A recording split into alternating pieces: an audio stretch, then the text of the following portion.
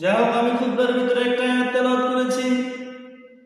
সূরা কাফের আয়াত ছিল, সে আয়াতের ভিতরে আল্লাহ পাক রব্বুল আলামিন বলেন, ফামান কানা ইয়ারজু লিকাআ রাব্বিহি ফালইআমাল আমালান সালিহান ওয়ালা ইউশরিক বিইবাদাতি রাব্বিহি আহাদা।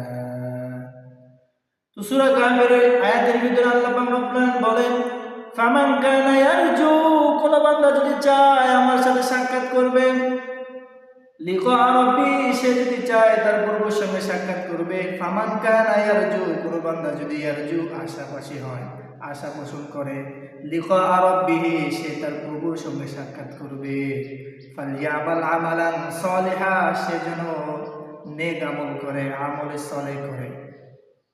সূরা আসরের ভিতরে আল্লাহ পাক রব্বুল আলামিন আমলে সালেহের কথা বলেছেন। তো সেই সূরার ভিতরে আল্লাহ পাক রব্বুল আলামিন বলেন, ওয়াল আসর ইন্নাল ইনসানা লাফি খুসর ইল্লাল্লাযীনা আমানু ওয়া আমিলুস সালিহাতি ওয়া তাওয়াসাউ বিল হাক্কি ওয়া তাওয়াসাউ বিস সাবর। তো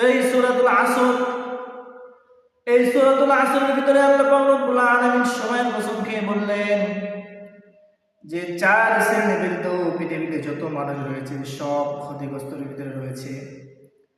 তো তাদের ভিতরে এক নম্বর আল্লাহ পাক রব্বুল আলামিন আমলে সালেহকারীদের নিয়ে আসছেন। তো এই সূরা কাফের ভিতরে আল্লাহ পাক রব্বুল আলামিন আমলে সালেহের কথা বললেন, কারণ কাল কিয়ামতের ময়দানে যখন কোনো ব্যক্তি জান্নাতে চলে যাবে, তো জান্নাতে যাওয়ার পরে শায়েখ বলেন, তারা এইভাবে বলতে থাকবে, जन्नत और दोज़ख से या रब मैं क्या करूं, जन्नत और दोज़ख से या रब मैं क्या करूं, अर्जू है मैं तुझसे देखा करूं, अर्जू है तुझसे मैं देखा करूं, हुर गले मन जितनी नामत है तू,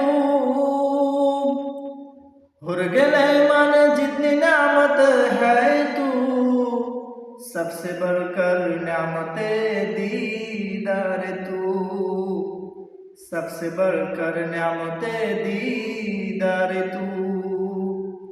তো যে ব্যক্তি জান্নাতে যাবে সে আল্লাহ পাক রব্বুল আলামিনের সঙ্গে সাক্ষাৎ করার জন্য বেকরার হয়ে যাবে। তো এই কারণে আল্লাহ পাক রব্বুল আলামিন এই আয়াতের ভিতরে দুইটি বিষয়ের কথা বলেছেন যে আল্লাহ পাক রব্বুল আলামিনের সঙ্গে কেউ যদি সাক্ষাৎ করতে চায় তাহলে তাকে দুইটি বিষয়ে আমল করতে হবে। তার ভিতরে এক নম্বর হচ্ছে ফামান কানা ইয়ারজু লিকা রাব্বিহি ফালইয়ামাল আমালান সালিহা, এক নম্বর হচ্ছে আমলে সালেহ করতে হবে। দ্বিতীয় নম্বর হচ্ছে ওয়ালা ইউশরিক বিইবাদাতি রাব্বিহি আহাদা, আল্লাহ তাআলার সঙ্গে কাউকে শরীক করা যাবে না। তো এই দুইটি বিষয় কেউ যদি করতে পারে তাহলে আল্লাহ পাক রব্বুল আলামিন নিজেই বলেন যে তার সাথে আমার মুলাকাত হবে। তো এই কারণেই আমরা এই দুইটি বিষয়ে বেশি করে স্মরণ করার চেষ্টা করব। সব কাজের ক্ষেত্রে আমরা আমলে সালেহ করতে হবে, এরপরে শিরক করা যাবে না, কারণ শিরকের গুনাহ এটা অনেক মারাত্মক। তো যাই হোক, আল্লাহ পাক রব্বুল আলামিন আমাদেরকে এর উপরে আমল করার